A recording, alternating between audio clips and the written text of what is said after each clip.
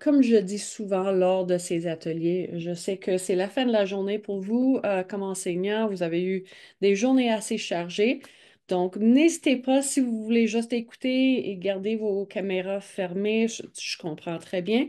Sinon, il y aura des opportunités d'échanger et de répondre à certaines questions que j'aurai.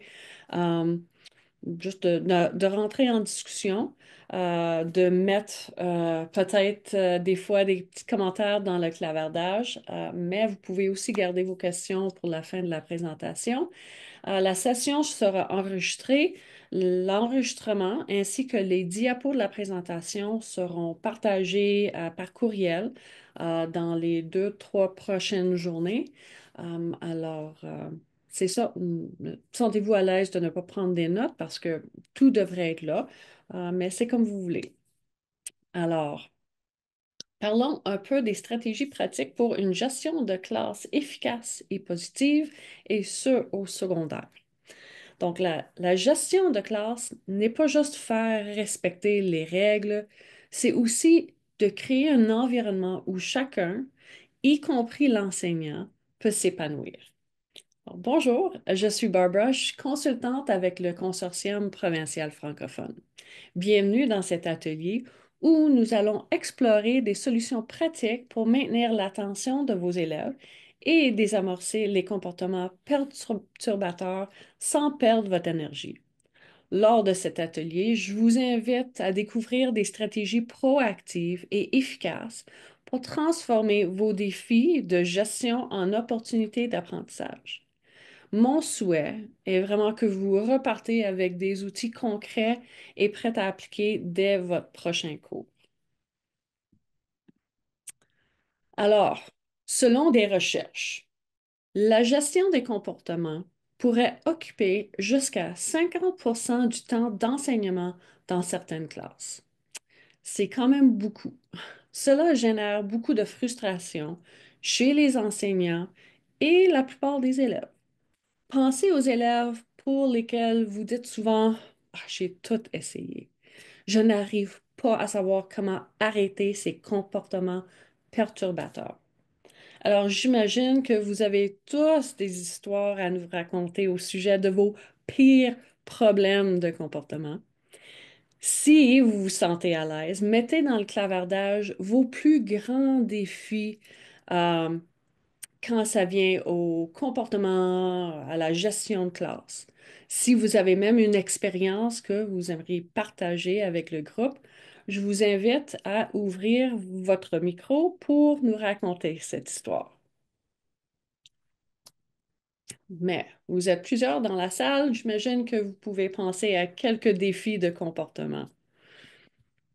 Exemple, parler en même temps que l'enseignant. Ça arrive, c'est un comportement qu'on aimerait arrêter.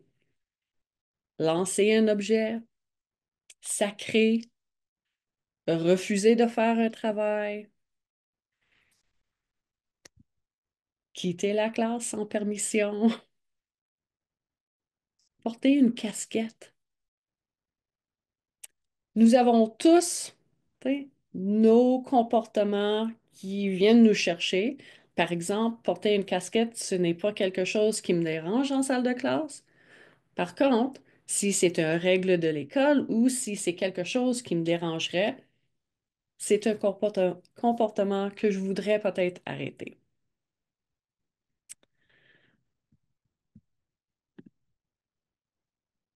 Alors, la gestion de classe, qu'est-ce que c'est? Mais c'est l'ensemble des pratiques et procédures qui peuvent être employées par un enseignant ou toute autre personne, personnel de soutien par exemple, pour assurer un environnement d'apprentissage optimal, c'est-à-dire un milieu sécuritaire, ordonné, prévisible et positif. Selon les recherches, la gestion des comportements pourrait occuper, comme j'ai dit avant, jusqu'à 50% du temps d'enseignement dans certaines classes.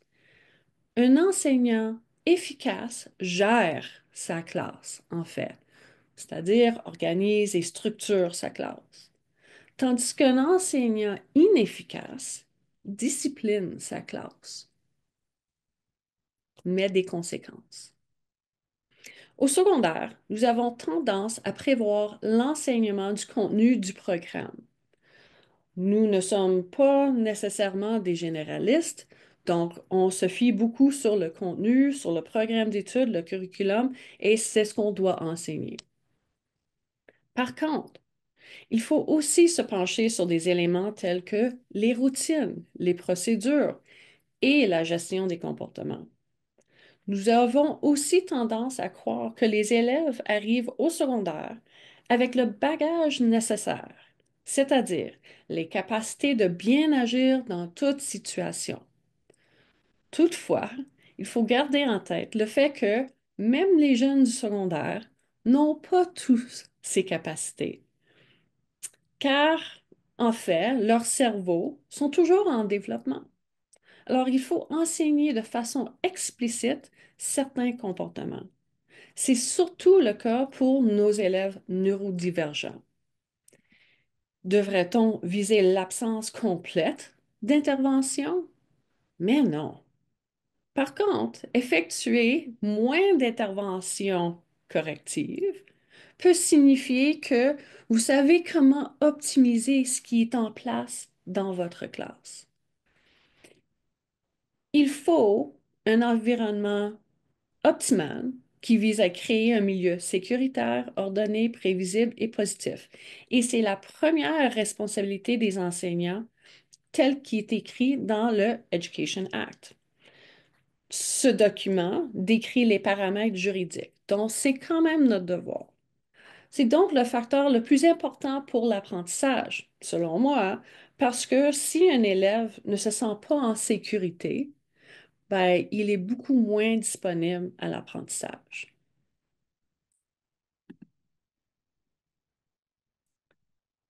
Vous avez déjà certainement des stratégies et des interventions que vous employez face aux comportements perturbateurs. Pensez aux interventions que vous utilisez quotidiennement. Pensez aussi aux interventions que vous avez utilisées dans le passé et si ces stratégies ont été efficaces. Je sais que les stratégies que j'ai utilisées en début de ma carrière euh, ne sont plus des stratégies que j'utiliserai maintenant. On apprend avec le temps, c'est normal, c'est naturel. Et surtout si on considère les effets de nos décisions. Donc, quand je suis mieux informée, je peux mieux agir. Mais comment s'y prendre si on veut faire des changements afin d'améliorer nos pratiques? Il faut noter que c'est beaucoup plus facile d'éliminer des pratiques que d'en ajouter. Et en fait, pour nous, afin d'éviter une surcharge, c'est important d'éliminer certaines stratégies qui ne fonctionnent pas afin d'ajouter des stratégies qui vont être beaucoup plus efficaces. Alors, je vous demanderai de considérer ces trois stratégies en premier lieu. Si vous employez ces types d'interventions, alors il est peut-être le temps de faire certains ajustements. Pour éviter une surcharge pour vous, pour nous comme enseignants, considérez éliminer les stratégies qui ne fonctionnent peu ou pas du tout. Ensuite, vous serez en mesure d'apprendre de nouvelles stratégies et de les appliquer avec vos élèves. Par exemple, les interventions publiques. On sait très bien que si on n'est pas discret avec nos élèves, surtout au secondaire, ça va fort il y a des fortes chances, ça va probablement arriver que nos interventions vont devoir être reproduites encore et encore, ou bien ils vont juste tomber à l'eau. En fait, on parle d'êtres humains. Leur dignité est importante pour nous. Alors, si on fait des interventions publiques, on voit que ce n'est pas efficace et ça ne permet pas de vraiment prendre soin, d'être bienveillant, de nos jeunes. Vouloir tout contrôler. Mais moi, je le dis à mes enfants, je l'ai toujours dit à mes élèves, il y a tellement de choses qu'on ne contrôle pas. Puis, en fait, les autres personnes on les contrôle surtout pas. Alors, arrêtez de vouloir tout contrôler, de penser que nos stratégies de contrôle vont fonctionner. Ce n'est pas le cas. Et les règles non affichées, on oublie souvent ceci. Parce que justement, ce sont des règles qui ne sont pas affichées. Si on ne parle pas de nos règles en salle de classe, si ces règles-là ne sont pas affichées ou les élèves n'ont pas vu le code de conduite de l'école, de l'élève à l'échelle de l'école, donc ils peuvent facilement dire, oh, je ne savais pas. Puis en fait, ils ont raison.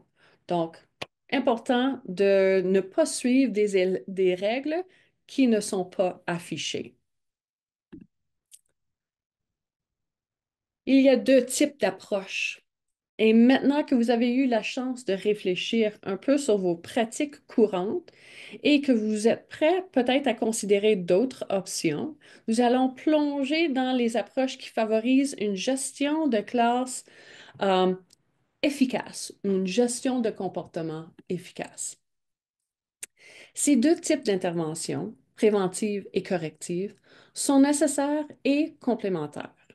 Si l'un des engrenages ne tourne pas dans le bon sens, alors c'est toute la mécanique de gestion des comportements dans son entier qui en sera affectée. La gestion de classe efficace met l'emphase sur les mesures préventives. Ce qui est proposé, ce que je vous propose aujourd'hui, c'est de mettre en place un système 80-20, c'est-à-dire 80% de nos efforts devront être préventifs, tandis que 20% devront être plutôt correctifs. Cet équilibre est important parce que la prévention réduit les écarts et la correction permet de répondre quand c'est nécessaire. Ça fait du sens, j'espère?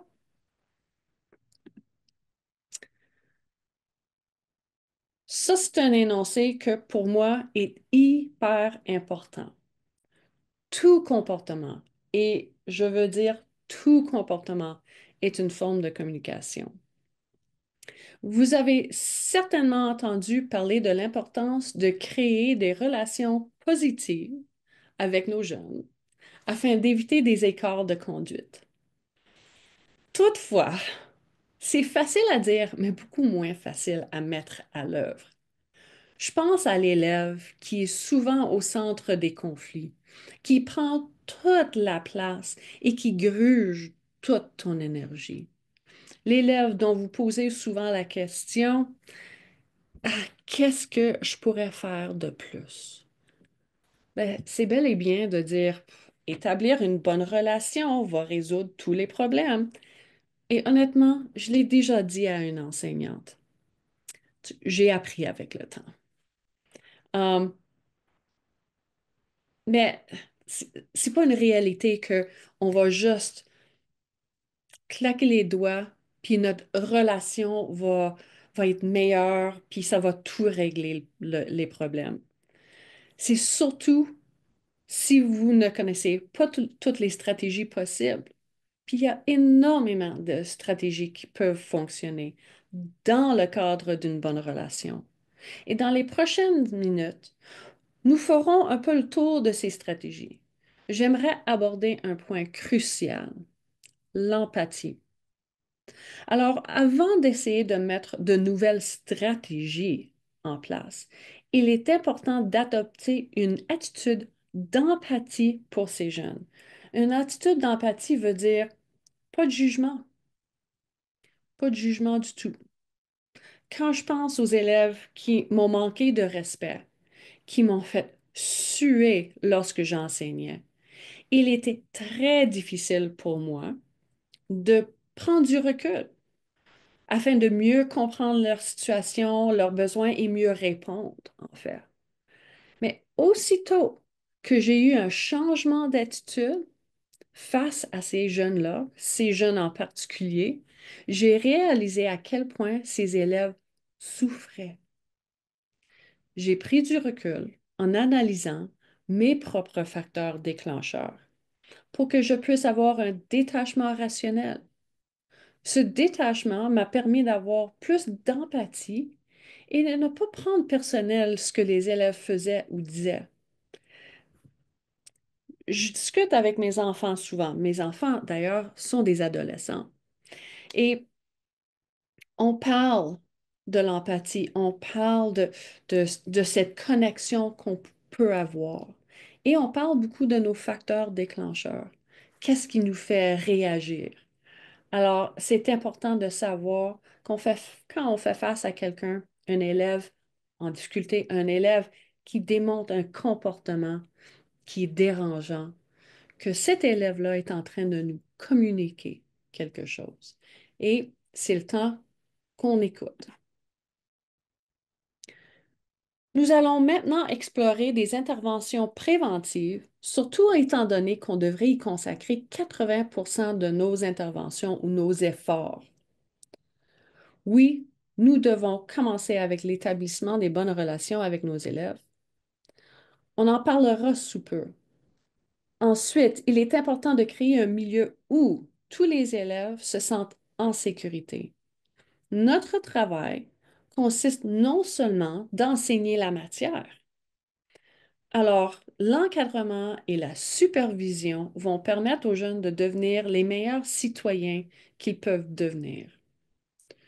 Une classe bien organisée réduit les incertitudes pour tout, pour tout le monde dans la classe, et surtout ceux qui éprouvent des difficultés avec leur propre organisation.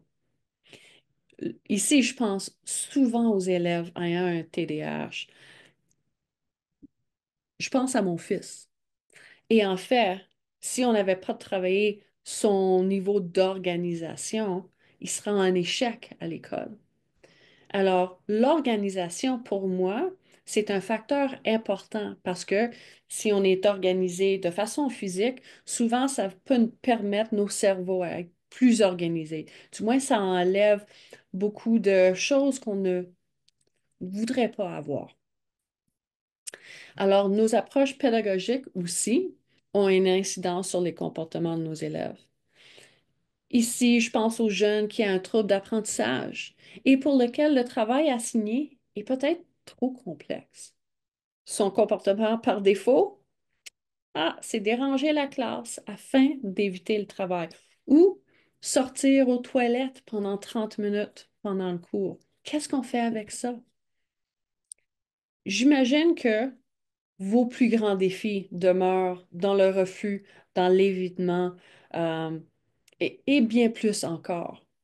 Et parfois, on parle pas nécessairement d'élèves neurodivergents. Alors, les stratégies que vous pouvez appliquer sont des stratégies très universelles. Et ça commence toujours avec des bonnes relations. Quand je pense aux adultes qui m'entourent, les adultes qui font partie de mon équipe, ben, si j'ai pas une relation avec eux, on va pas s'avancer du tout. On va juste avoir des conflits ou on va s'ignorer complètement. Ce n'est pas une option lorsqu'on a des élèves en salle de classe. Alors, comment établir ces relations positives? Parlons de relations positives. Si vous prenez le temps de vous investir dans ces relations, puis j'espère que vous le faites, vos élèves se sentiront en sécurité et se sentiront validés et respectés. Donc, cette communication verbale, paraverbale et non verbale aidera à vous positionner comme quelqu'un qui a un souci pour ses élèves, quelqu'un de confiance. Ces gestes peuvent influencer positivement la motivation et la réussite scolaire. À noter que j'ai utilisé le mot influence et non contrôle. Quand je parle d'influence, c'est ce que dans toute relation existe. Quand j'entre en relation avec quelqu'un, nous sommes à partie égale, 50-50 pour l'influence qu'on peut avoir sur l'autre. Et c'est ce qu'on veut éviter, le contrôle. On sait très bien qu'on ne peut pas contrôler les autres, mais on peut très bien avoir une influence et une influence positive chez quelqu'un d'autre. Les élèves arrivent à l'école avec leur propre bagage, comme tout le monde. Nous autres aussi, on a du bagage. Ils ont leurs propres facteurs déclencheurs, leur propre stress, leurs inquiétudes, leur peine d'amour, les conflits à la maison, l'autobus qui est hors contrôle. Si vous êtes présent pour vos élèves en démontrant votre respect, votre écoute et votre souci, vos élèves vont savoir que vous êtes une personne de confiance et ils vont souvent réagir en conséquence. Ce qui veut dire que vous verrez moins de comportements perturbateurs. J'espère. Et si les comportements persistent, peu importe vos stratégies préventives, une attitude de détachement rationnel et de l'écoute active peuvent désamorcer des situations précaires. Et c'est important, ceci. Donc, même si on a de la difficulté à entrer en relation avec un élève en particulier, puis ça nous arrive tous de ne quasiment pas aimer l'élève devant nous pour X raisons. Mais c'est important de garder en check nous-mêmes. Donc, de savoir que nous avons des facteurs déclencheurs, d'être honnête avec nos élèves, mais de juste garder en tête que c'est là, ça existe et que, comme j'ai dit tantôt, le comportement de l'élève devant nous est juste en train de nous communiquer quelque chose. Alors, quand je parle de relations positives, comment est-ce que je peux m'y prendre? J'adore l'idée de souhaiter la bienvenue à tout le monde. L'accueil est tellement, tellement important. Les recherches, les études prouvent que c'est le cas et j'ai expérimenté avec les élèves dans mon ancienne école où j'accueillais tous les élèves à chaque matin avec un accueil qui était quand même personnalisé. Ben, on peut aussi s'approcher à nos élèves. Parfois, c'est juste, tu sais, de toucher un élève sur l'épaule si on peut, si on a ce droit-là, en s'approchant euh, avec mm, pas nécessairement un match d'énergie, mais avec un certain calme. Euh, Regarder nos élèves sans éviter le regard. Utilisez leur prénom et bien prononcer leur nom. Prenez le temps de bien prononcer les noms des élèves, surtout leurs prénoms. Posez des questions ouvertes. Euh, Juste fouillez un petit peu pour les connaître encore mieux. L'utilisation d'une expression faciale appropriée, pour moi, je travaille là-dessus, mais on sait très bien ce que je pense quand on me regarde. Alors, c'est important de garder ça en check, mais aussi de présenter une expression qui est appropriée. Utiliser un ton de voix approprié. Donc, quand je parle de paraverbal, la communication paraverbale, ce n'est non seulement le message que j'envoie, mais c'est comment je transmets ce message. Écoutez les élèves, mais écoutez activement. Posez des questions pour mieux comprendre. Faire preuve d'empathie. Ne pas juger dans ce sens-là. Utiliser l'humour. Pour moi, comme enseignante, c'est comme ma baguette magique, l'humour. Et non, non le sarcasme. Être crédible, tu sais, que mes bottines suivent mes babines, que mes paroles sont alignées avec mes actions, que mes valeurs et mes actions sont alignées. Euh, Être un modèle pour nos élèves, c'est tellement important. Avoir des procédures, des routines, des systèmes dans nos salles de classe qui sont équitables et toujours agir avec respect, avec intégrité, tout en gardant la dignité des jeunes devant nous en tête. Et comment créer un environnement sécuritaire? Ben, tout comme le contenu du programme d'études, les comportements attendus en classe doivent être enseignés. Et pour créer cet environnement sécuritaire, ordonné, prévisible, positives. Il faut avoir des attentes très claires, pas complexes non plus. Ça, c'est une à l'universel, c'est pour tout le monde, avoir des attentes très claires. Et lorsque les élèves peuvent prédire les événements de leur journée, un horaire, ils sont plus engagés dans leur apprentissage. On le voit chez les plus jeunes, mais c'est vrai pour moi comme adulte aussi.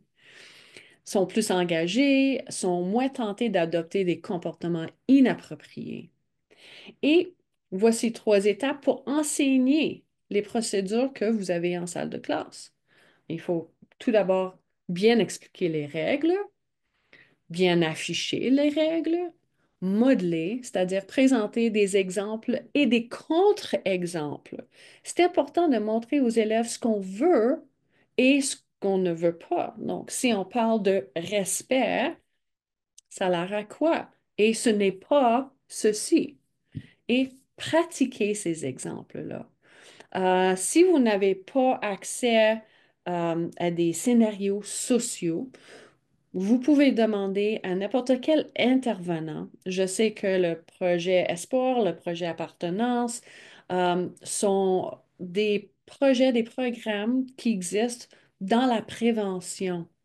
Et même nos orthophonistes, nos ergothérapeutes ont beaucoup d'exemples de scénarios sociaux que vous pouvez utiliser en salle de classe.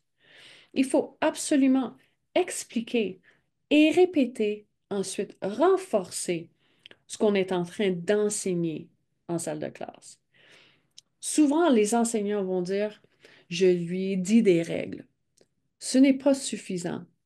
Il faut faire un enseignement explicite des règles. Pour renforcer, on peut faire des rappels, on peut faire de la répétition, on peut s'exercer, on peut pratiquer, reconnaître les efforts en soulignant à un élève qui a fait un bon choix. Je vous donne un couple d'exemples ici. Lors d'une période de travail, Émilie ne fait pas ce qui est demandé. L'enseignante peut s'approcher de Pierre et félicite un élève près de Pierre aussi. Tous les deux font un bon travail. Félicitations, bravo, Pierre et Jean. Aussitôt qu'Émilie se met au travail, bon, on la félicite pour bien travailler. Merci pour tes efforts, Émilie. Tu vas pouvoir terminer. Bravo, tu devrais être fière de toi. Un autre exemple, et ça c'est un exemple personnel de chez nous. Mon fils a souvent de la difficulté à bien se comporter quand il se lève le matin. Ah, comme tout jeune de 15 ans. Il est fatigué car il se couche tard la veille. C'est jour après jour après jour. Et nous sommes en conflit et ça gruge toute mon énergie. On en discute lorsque il est calme et moi aussi. Tous les deux, c'est une discussion. Et je parle du comportement non voulu. Je parle aussi du comportement que j'aimerais voir. J'enseigne comment agir le matin, quoi faire pour vivre un matin sans conflit. Si je réalise à quel point il souffre, il veut pas agir de cette façon. Il agit de cette façon pour une raison. Il est en train de me communiquer qu'il est fatigué, il a faim. Tu sais, l'école est difficile pour lui, peu importe. Tu sais, je peux creuser plus loin, plus en profondeur un peu plus tard, mais parlons juste du comportement. Et lorsque je remarque que bon, j'ai fait moins de rappels dans les dernières matinées, que je dois moins répéter les consignes, qu'il m'obstine moins. Je le félicite pour ses efforts, même si ce n'est pas parfait. Et c'est ça la clé, de ne pas attendre que l'élève est rendu à la perfection de comportement, de féliciter vos élèves pour leurs efforts, pour les petits pas qu'ils vont faire. Parce que vous allez voir que à chaque fois qu'on renforce de façon positive, ben, ils veulent bien se comporter. Ce n'est pas leur désir de mal faire. Et bing, bang, boum, il réduit la fréquence de ces comportements dérangeants les matins. Merci. Encore mieux, l'établissement des règles peut se faire avec la classe. De cette façon, les élèves ont un sentiment d'appartenance au groupe et un sentiment de redevabilité envers ces règles. Il faut être très clair sur les définitions, telles que le respect.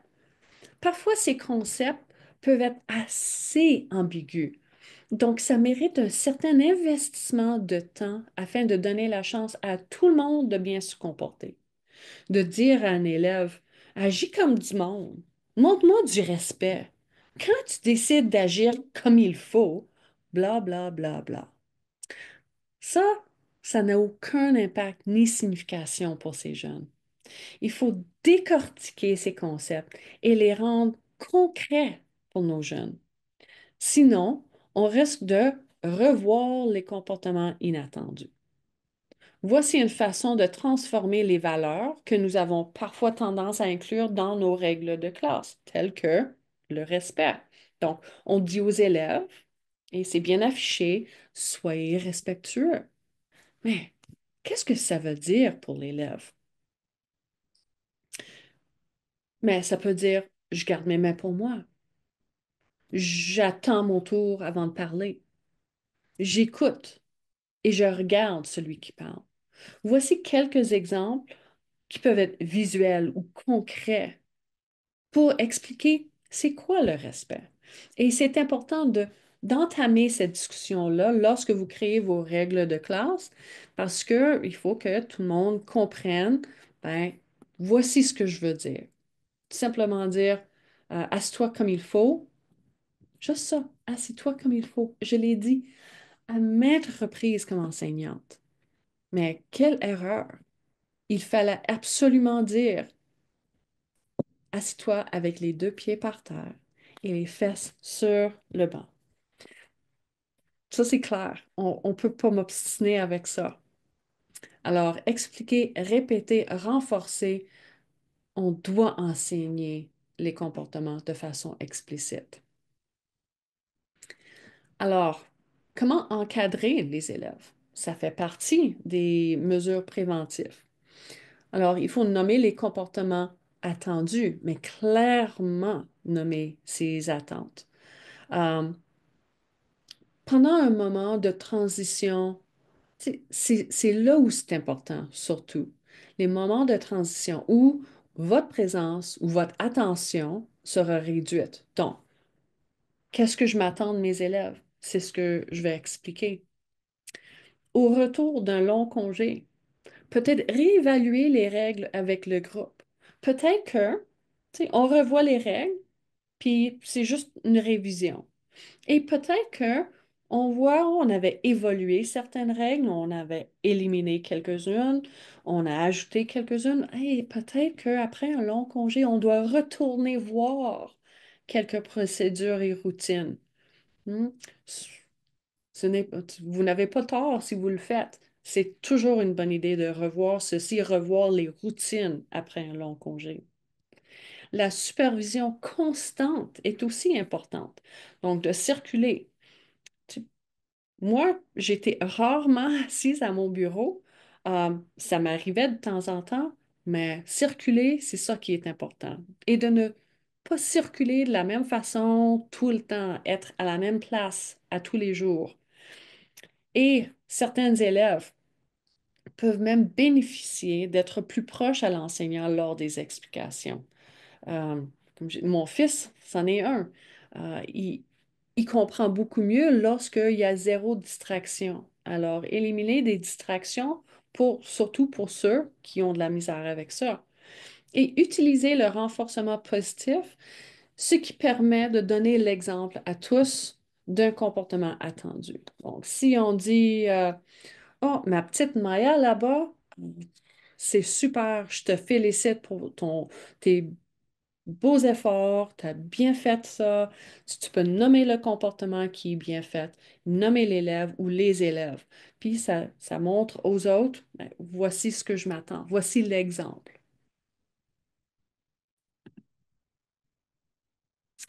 Et comment organiser sa classe? Ça a l'air peut-être un peu niaiseux, mais j'y crois. Donnez l'exemple aux jeunes, comment s'organiser. Lorsque vous êtes organisé, vous ne gaspillez pas du temps à chercher quelque chose. Quand j'enseignais, puis j'avais mes notes ou j'avais mon ordi, ou surtout avec la technologie, d'être prêt à partir avec la leçon, ben, c'est la meilleure des choses. Est-ce que ça va nous arriver de porter attention ailleurs, de ne pas avoir une technologie qui fonctionne à 100%? Oui, mais je vais retourner à la diapo précédente. Il faut absolument avoir des règles et des discussions sur les comportements attendus lors des périodes où je ne peux pas porter attention à tout le monde.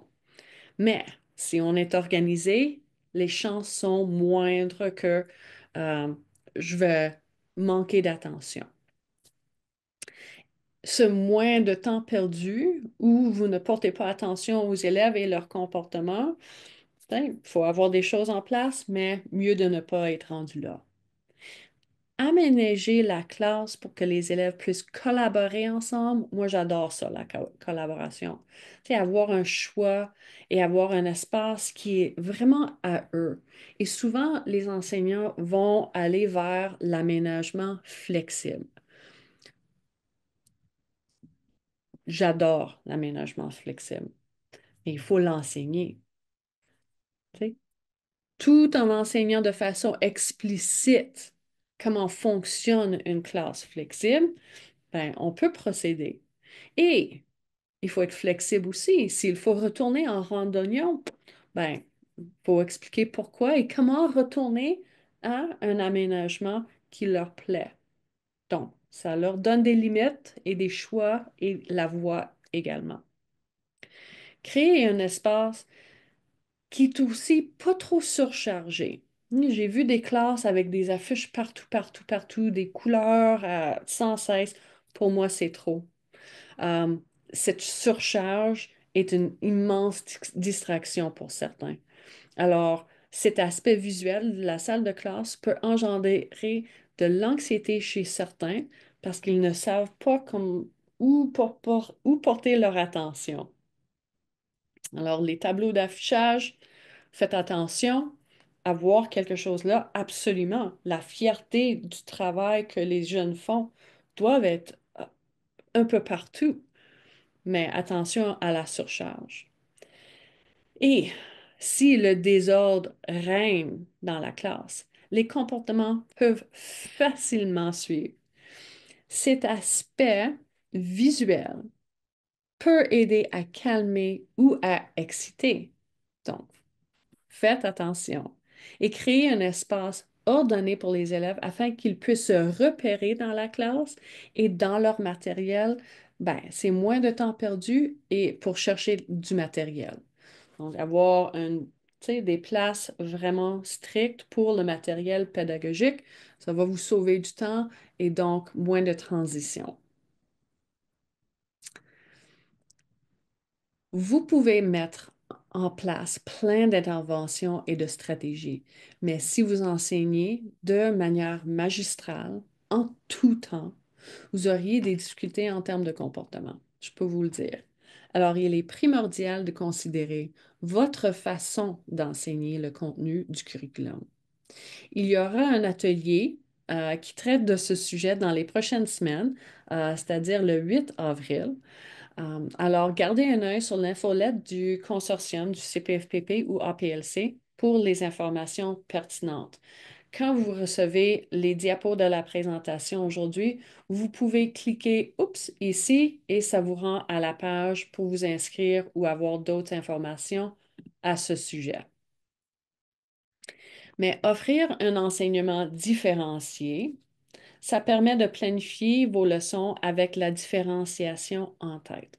Vous pouvez vous servir d'outils d'intelligence artificielle pour vous aider ou tout autre outil qui aide avec la différenciation, mais dans la planification, si c'est déjà là, et la planification de l'évaluation, ben, ça va permettre à tout le monde de réussir à leur niveau.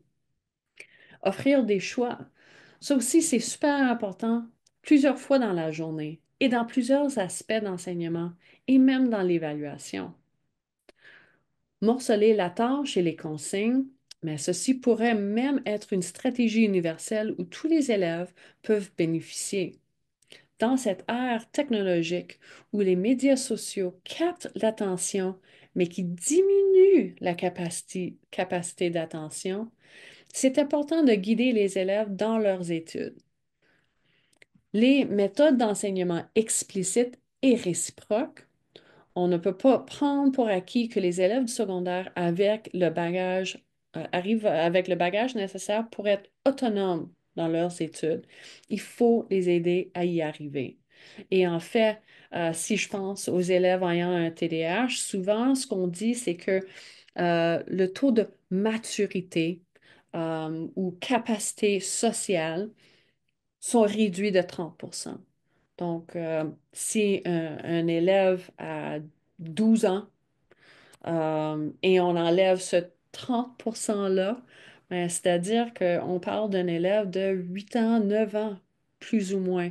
Il faut garder ça en tête. Il y a des choses que nos élèves du secondaire n'ont pas appris au primaire. Il y a des troubles d'apprentissage qui embarquent également. Alors, il ne faut pas présumer que tout le monde vient avec ces capacités-là. Il faut quand même présumer leurs compétences, la capacité de pouvoir euh, apprendre sur tout ça. Et des stratégies pédagogiques variées. L'enseignement par les pairs, les activités interactives. Il faut absolument varier nos approches pédagogiques car tous les élèves apprennent de différentes façons et à différents rythmes.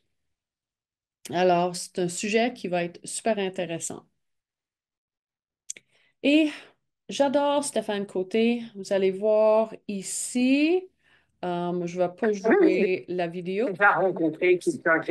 mais Stéphane Côté, il fait des super bonnes petites vidéos, mais j'ai lu ce livre, je l'ai trouvé incroyable pour les approches pédagogiques et surtout la partie sur les comportements.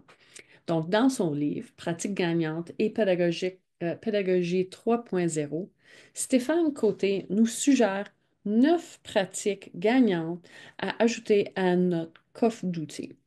Les voici. Pour la technique de 4 pour 1, c'est là où on donne 4 interventions positives pour une intervention de rappel à l'ordre. Reconnaître et nommer de façon publique les comportements attendus. Donc, on fait les félicitations de façon publique, euh, mais en ratio de 4 pour 1. Tu sais, on veut avoir beaucoup de félicitations. On veut, comme on dit en anglais, we want to catch them being good. Donc, on veut aller chercher la réussite. L'accueil des élèves.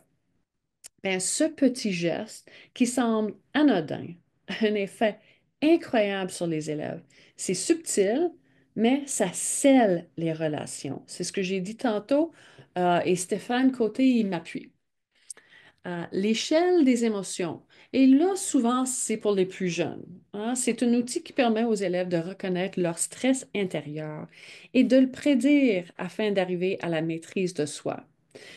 Je dis pour les plus jeunes, mais honnêtement, il y a des élèves du secondaire qui ne savent pas comment lire leurs émotions, surtout dans leur corps. Alors, de passer du temps à explorer l'échelle des émotions. Le respect, ben, soyez transparent. Réagissez dans les plus brefs délais avec une intervention qui respecte les différences d'opinion, tout en travaillant en collaboration afin d'établir un climat de classe respectueux.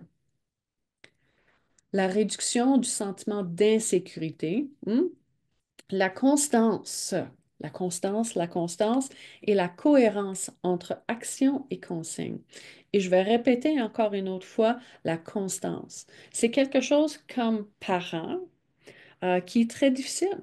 C'est très difficile de dire non et de rester sur le non. C'est très difficile d'être constant quand la vie nous arrive à tout moment. mais c'est un élément qu'on ne peut pas mettre de côté. La prévisibilité. Bon, ça veut dire être cohérent et anticiper une action et encadrer les transitions. Les transitions arrivent dans une salle de classe, surtout si vous avez des cours, des périodes qui durent 75 minutes. Il va y avoir plusieurs transitions dans un même cours. La technique du dépôt d'attention, moi, j'ai trouvé ça super intéressant. Alors, consacrer un court moment à un élève qui demande beaucoup d'attention régulièrement lorsqu'il est calme, ce qui va satisfaire à son besoin d'attention avec un temps de qualité. Quand mes enfants étaient plus jeunes, je pensais que je devais absolument passer énormément de temps avec eux. Ben, tu sais, c'est quasiment impossible quand on travaille. Et c'est pas juste le travail, on arrive du travail, on a le souper à faire, on a plein de tâches à la maison. Mais bon, ce que j'ai appris, c'est que c'est la qualité du temps qu'on va passer avec eux. C'est la même chose avec nos élèves. Donc, si on prend le temps de regarder et écouter dans un petit moment, et on peut être très explicite avec cet élève. On peut dire, ben, j'ai 3 minutes ou j'ai 2 minutes pour écouter ton histoire. Vas-y, c'est le bon moment. Ou je n'ai pas le temps tout de suite, mais je veux tellement écouter ton histoire. J'aurai du temps à la fin de la leçon ou dans 15 minutes, j'aurai 1 minute ou deux. Donc, d'être clair sur les limites, mais de, de donner ce temps. Euh, les interventions publiques, ben, on l'a dit tantôt, c'est le moment de les surprendre en train de bien faire. C'est là où on voudrait avoir des interventions publiques. Et un conseil de coopération. Honnêtement, j'y crois. Ceci permet vraiment de gérer des conflits et d'assurer les élèves qu'il y a une place dans la classe pour s'exprimer dans le plus grand respect. Et si vous enseignez avec les perspectives autochtones en tête, ben, vous savez que les cercles de partage et les cercles de parole peuvent aider à créer un conseil de coopération ou du moins donner un outil à ce conseil. Euh, Ça peut vraiment aider à parler de toutes sortes de sujets.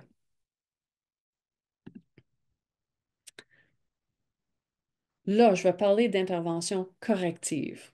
Ça, c'est super intéressant.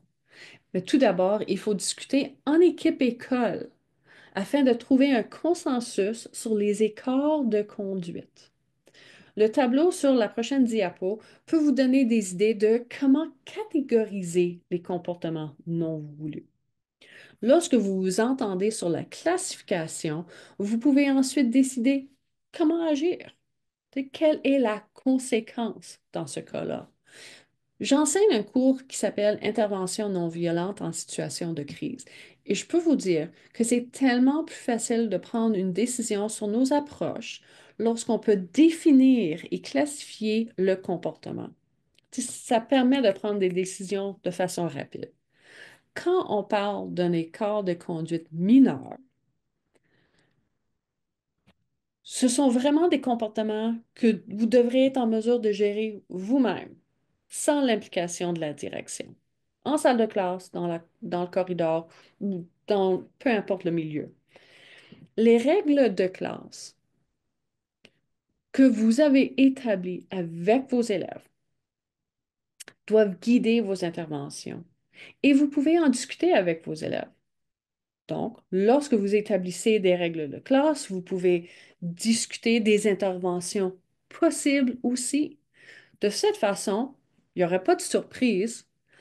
L'école doit aussi avoir une politique établie pour les écarts de conduite majeurs. Cette information, selon moi, et la plupart des écoles, devrait être partagée avec les élèves et les familles. Et j'irai plus loin en disant que les élèves et leurs parents doivent signer une entente ou un genre de contrat. La signature permet de dire, vous avez lu les règles, vous avez lu toutes les informations nécessaires. Personne ne pourrait revenir sur vous pour vous dire qu'il n'était pas au courant. La communication à la maison doit aussi se faire dans les plus brefs délais. Je vais toucher à la communication à la maison un peu plus tard, mais c'est important de garder ça en tête, de vraiment communiquer le plus tôt possible. Si vous voyez une progression dans les écarts de conduite chez un élève, il est primordial d'avoir une communication claire et sans délai avec les parents. S'il existe une tendance ou un pattern de comportement, vous pouvez ensuite procéder à un plan de comportement individualisé qui est signé par l'élève et ses parents. L'implication d'un intervenant ou intervenante peut devenir nécessaire dans certains cas. Alors, il est aussi important de garder des traces afin de démontrer ce pattern, cette tendance et vos interventions. Et c'est important de dire aussi que si vous arrivez à créer un plan de comportement pour un élève, il faut quand même envisager enlever ce plan éventuellement, d'arriver au point où l'élève n'aurait peut-être pas besoin de l'utiliser parce que il a appris comment se comporter. Alors, voici le tableau qui peut aider à classifier les comportements en classe et à l'échelle de l'école. Je sais que c'est écrit super petit, mais je l'ai mis en lien. Le voici. Si vous en avez dans vos écoles, je vous invite à partager vos listes avec le groupe ici, dans le clavardage. Si vous l'avez comme en fichier, ça serait tellement intéressant. Ça peut inspirer d'autres écoles. Ça peut aussi mener à de belles discussions comme équipe école. Alors, je vous invite à se faire. Si, comme cette école a fait, vous aimeriez envoyer vos tableaux par courriel après. Super. Je vois que... euh, oh, vous ne voyez pas le lien. Alors, ce tableau ici, vous ne le voyez pas. Pas grave. Vous allez pouvoir retourner dans la présentation lorsque vous l'avez en main et à cliquer dessus, je vais vérifier que mes liens fonctionnent avant que je le partage avec le groupe. Mais pouvez-vous me dire si vous n'avez pas de tableau semblable, si vous n'avez pas une entente dans l'équipe école? Je vais juste vérifier. Ah, OK. Merci, Jenna. Toi, tu le voyais. OK. Parfait. Merci, merci. Oui, il y a un tableau comme ça au Franco-Sud, absolument. Puis, j'ai adoré travailler sur ce plan avec l'équipe du Franco-Sud il y a plusieurs années.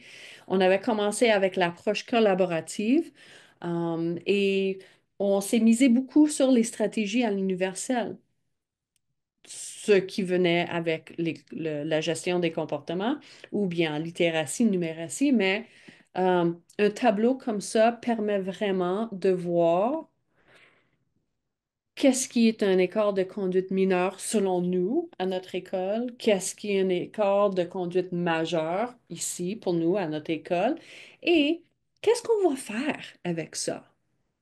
Avez-vous déjà eu des discussions au niveau de l'équipe école sur les écarts de conduite et les interventions? Et oui, dans une école MA12, ce n'est pas tout le temps facile d'avoir ces discussions-là.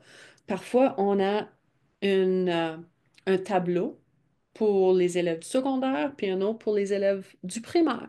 Parce qu'il faut dire que souvent, les comportements sont entièrement différents.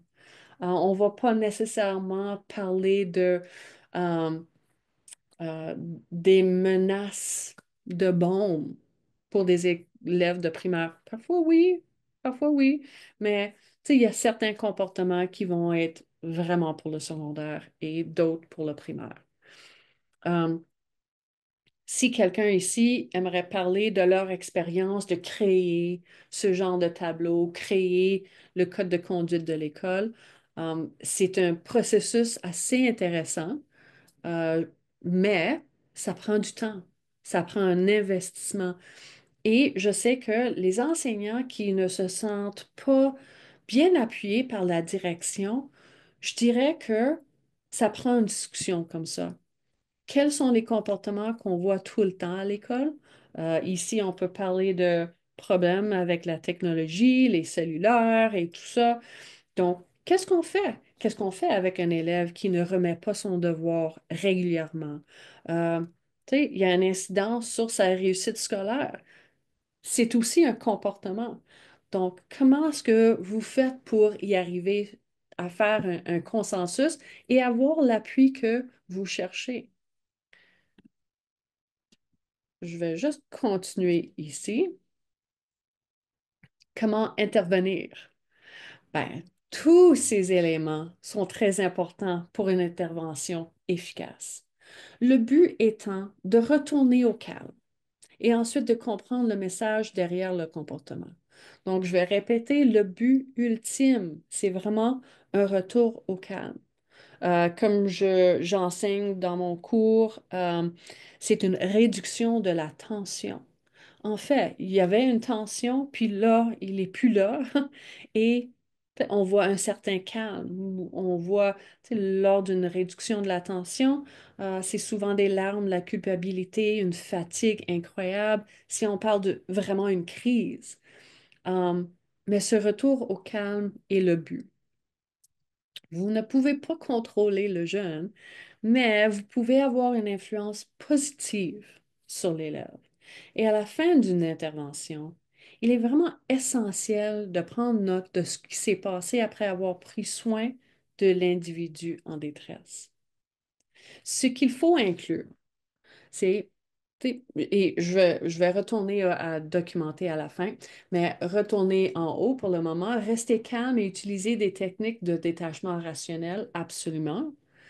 Euh, les techniques que j'utilise souvent, c'est la respiration profonde. C'est ça qui me permet de passer à travers des moments difficiles. Des techniques d'ancrage. Dans la vie quotidienne, on peut faire de la méditation, on peut utiliser les techniques de pleine conscience, on peut même les enseigner aux élèves en salle de classe, leur aider à avoir un détachement rationnel également, ou du moins avoir un calme face à une crise. Il faut aussi laisser du temps. Donc, on donne une consigne, on intervient. Il faut laisser quelques minutes pour que l'élève exécute ce qu'on lui demande de faire et donner des choix dirigés. C'est-à-dire, je sais que je veux un résultat particulier.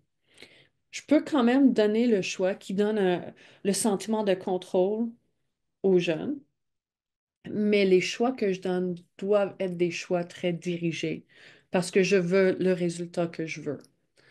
Établir des limites, oh, super importante. Puis j'ai appris énormément sur l'établissement des limites dernièrement. D'ailleurs, c'est ce qui fonctionne avec mes enfants. Euh, Si jamais je vois des comportements, puis il y a une tendance dans ces comportements, je peux dire à mon enfant, à mon élève, tu sais, à chaque fois que tu fais ça, voici comment je me sens, ou voici ce qui arrive dans la classe, et ma limite va être ceci. Je vais t'ignorer, je vais tourner de bord et je vais faire autre chose. Pour mes enfants, je peux dire, ben, si tu me parles de cette façon, je vais quitter la pièce. Puis, lorsque j'établis ces limites, dans le moment, il faut être très clair, très précis. Euh, Zéro complexité dans le message qu'on envoie. Il faut être très raisonnable également.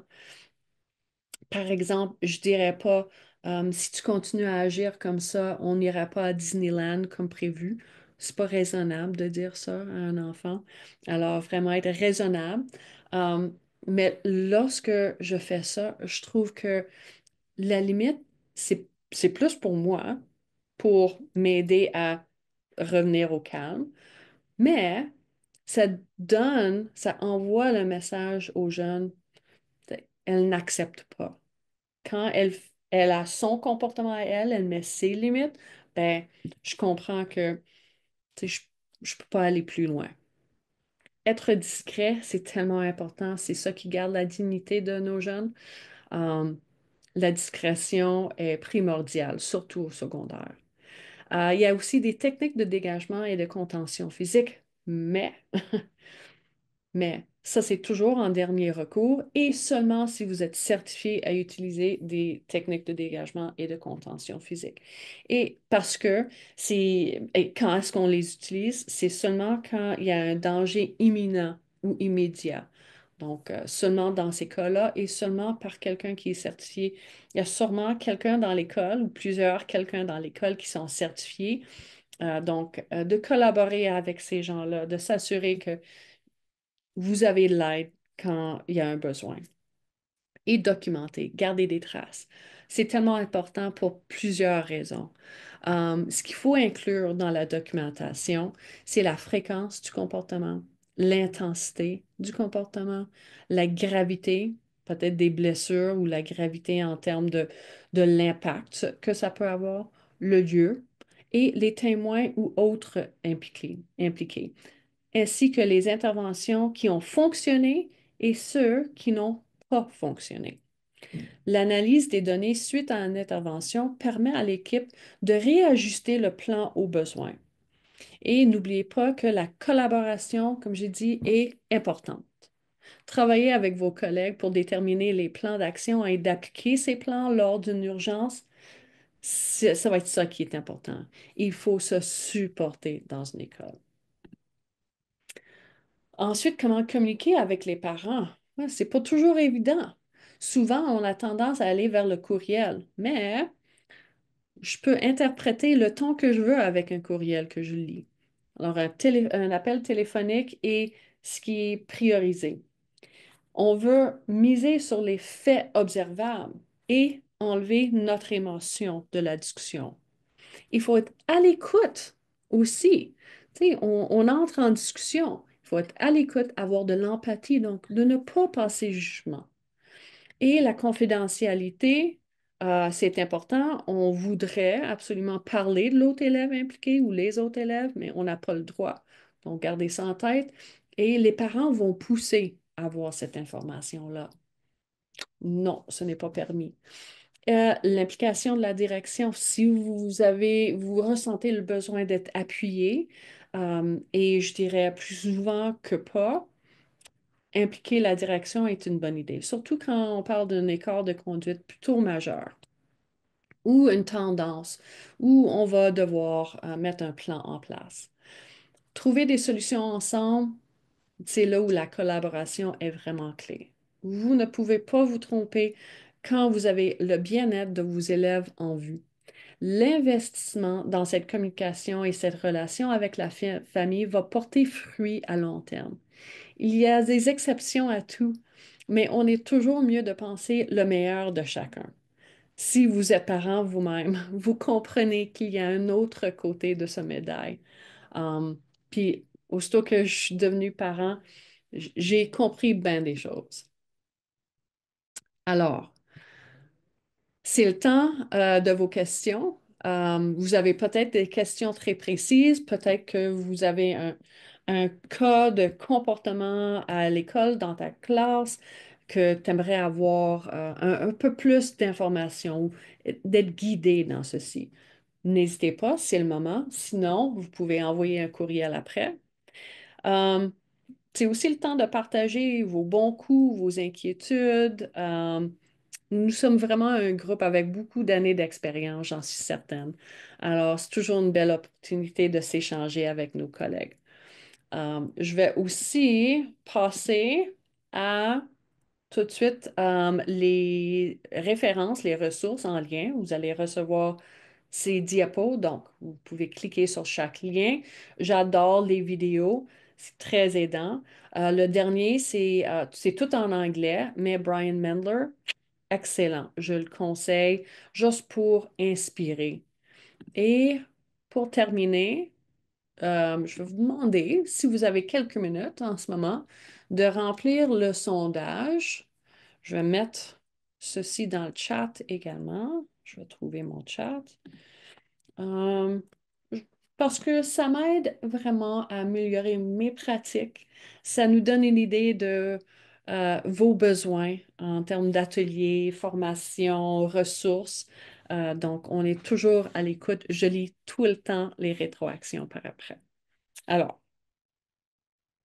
c'est le temps de parler, commenter, poser des questions.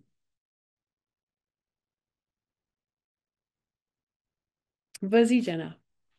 Oui, alors j'ai écouté toutes les stratégies que je connais certaines et j'utilise. Alors moi, je ne suis pas enseignante, je suis conseillère en comportement.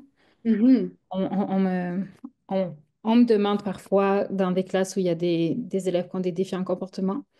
Mais là, j'accompagne justement des enseignants qui ont une cohorte de huitième qui se connaît très bien depuis très longtemps. C'est une petite école, alors ils ont toujours été dans la même classe.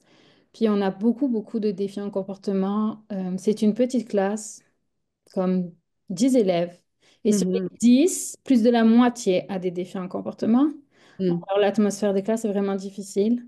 Euh, je pense qu'on est peut-être sur moins d'un 50% de temps de qualité d'enseignement en raison du comportement. mhm, Euh, alors, c'est un problème qui m'a été adressé dernièrement, mais donc on a revu ensemble, tous les enseignants, avec la direction, les règles qu'on voulait vraiment respecter. Donc ça, ils vont partir là-dessus. Mais ma question, c'était, pour bâtir une relation positive, je suis assez comme j'ai fait 10 ans de travail social, alors c'est quand même quelque chose où je me sens à l'aise, mais je trouve que c'est toujours plus facile quand c'est en 1 à 1, quand on a un élève ou deux qui ont des défis en comportement, puis qu'on on veut vraiment insister avec cet élève pour bâtir une belle relation. Mais quand c'est la majorité des élèves, ma question c'est celle-là, c'est quand c'est presque plus de la moitié de la classe, comment on ferait pour, euh, mhm, pour changer la dynamique qui existe déjà? Euh, mhm. c'est ça. Puis, Oui, et quand tu parles de dynamique, je comprends très bien ce que tu veux dire. Puis souvent, ce que j'entends dire, c'est que, oh, cette cohorte, puis c'est de la maternelle à la 12e année, la cohorte difficile. Um, il semble que tu parles de ce genre de cohorte. Um, et bâtir les relations, des bonnes relations avec eux est difficile parce qu'il y en a plusieurs. Alors, de créer le temps, et ça va être de créer le temps dans l'espace de la classe parce qu'on s'entend, il n'y a personne qui va apprendre lorsque c'est le chaos en tout temps. Alors, oui, beaucoup de temps à investir, à bâtir des relations un à un avec tous ces élèves-là, à bâtir la capacité du groupe aussi, cette relation. Donc, pour moi, ça serait un conseil de coopération Mhm.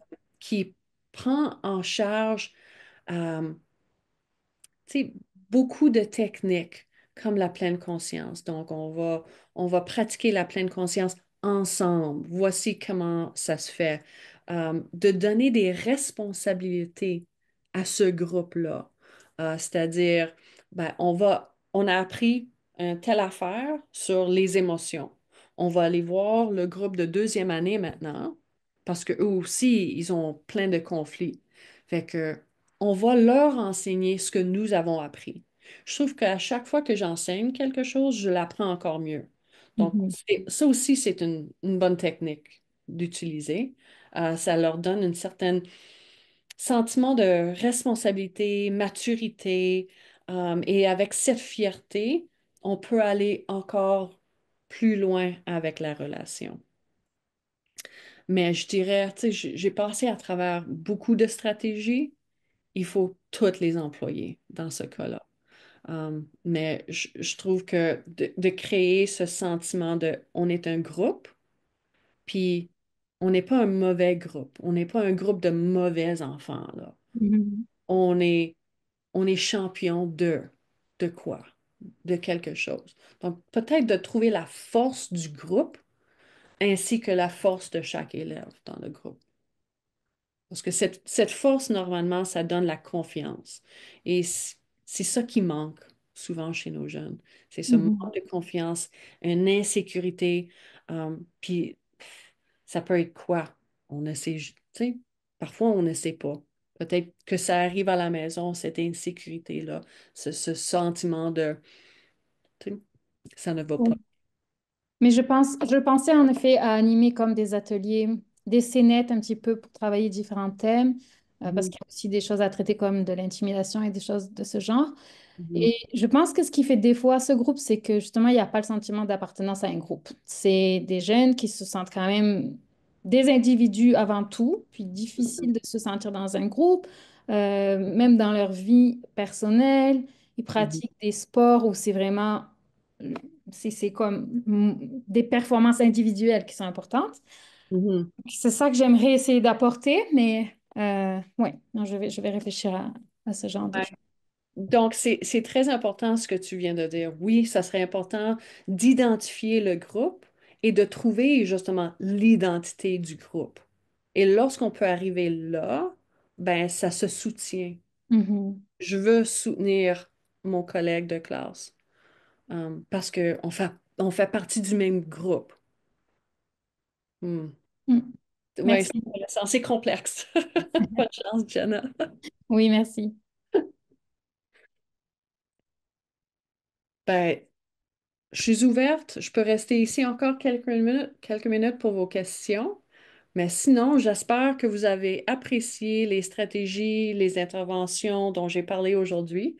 N'hésitez pas à m'envoyer vos questions, vos commentaires, remplir le sondage de rétroaction. J'ai trois autres sessions pour le secondaire qui s'en viennent.